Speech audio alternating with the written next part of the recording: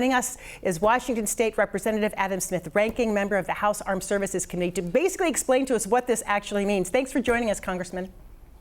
Thanks. Appreciate the chance. So I know you're well aware of this order.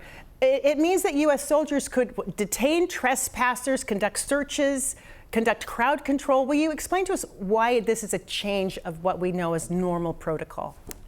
Certainly. There's a thing called the posse comitatus law, which basically says that the military cannot do domestic law enforcement. And it says that for very good reason. You know, as our country was being formed, we're aware of the countries all over the world where the military basically takes over the government and also violates the rights of citizens in many places. And we wanted to draw a clear separation between the job of the military to defend the country and the job of local law enforcement to enforce the law.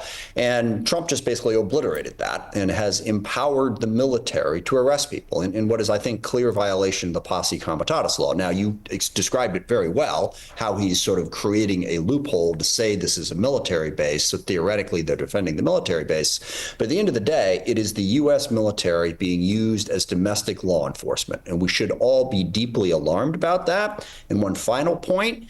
You mentioned how, the border security is a big issue for President Trump. I get that, and I fully agree that, we did not do enough to secure the border under the previous administration. But the border has been secure for quite a while now. This isn't even necessary to deputize the military to secure the border. The numbers are down to historic lows. So this is about more than securing the border. It is the militarization of law enforcement in the U.S., and it is of deep concern. And just to really explain it to us, it would mean that American troops could basically search Americans, could arrest Americans, could use force, could do crowd control. And I guess the question is, if they allow it at the border, even with a loophole, what would prevent it from happening here in Washington or the heartland of America? Would it be the beginning of a really dangerous precedent? Well, I mean, the president does have the power to use the Insurrection Act, to use the military to restore order in certain circumstances. And it has been used rarely throughout the history of our country. Most famously, it was used to enforce desegregation in the South back in the 50s. But it just opens the door more broadly for President Trump to abuse that, to make it clear that he wants to use the military for his own purposes and to take away people's rights. And let's remember on immigration as well. We've had a large number of people in this country picked up and deported without due process, including some citizens, children who were citizens, others who no evidence was presented, and it was later determined that they'd made a mistake, but the Trump administration has done nothing to bring them back.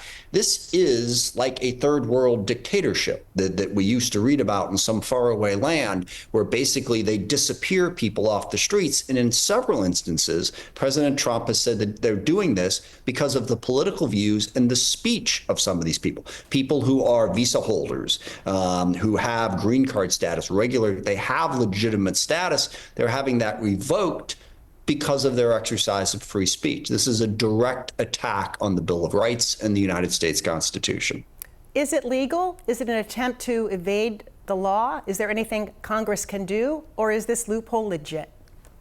Yeah, well, I mean, the loop, we can certainly, sue as we have. And on that one instance where I talked about the deportations, as we all know, the Supreme Court has ordered the president to stop using the Alien Enemies Act to deport people. He's ordered the president to bring back specifically one person that he did deport, and the president has ignored that. He's in violation clearly of a court order. As far as the border is concerned, lawsuits will be brought to say that this is a violation and it is a loophole, that you are in fact violating the Posse Comitatus Act. You can't artificially say that this is a military base well over 100 miles when it really isn't. So yeah, lawsuits will be brought. And then the important part is when the president has a lawsuit against him and he violates it, the courts need to sanction him. That is the next big step. When you defy a court order, I know I was a former prosecutor. I never defied a court order. I never got held in contempt in court. But if you do, they fine you or they put you in jail. That's the way they enforce their orders. And I think it's time that the courts start doing that to the Trump administration. Well, I think there are many who would say, we'll see. So far, it has not happened. Congressman I know, Smith, but we got to push it. Look, we got to talk about it. We got to drive. So we cannot simply submit to this type of tyranny.